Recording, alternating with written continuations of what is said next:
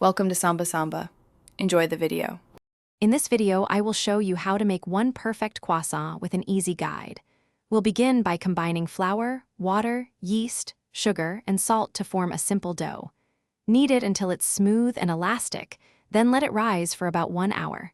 After its initial rise, chill the dough thoroughly for at least 30 minutes.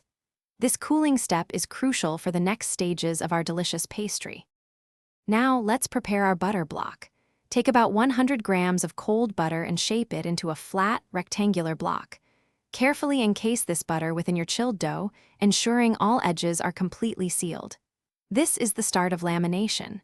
You'll then roll and fold the dough 3 separate times, chilling it for 30 minutes after each fold. This process creates those wonderful, flaky layers.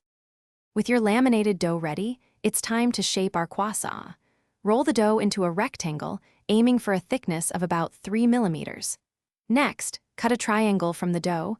It should be approximately 10 centimeters wide at its base. Now, gently roll this triangle from the wide base towards the point. This action will naturally form the classic crescent shape of your delicious croissant.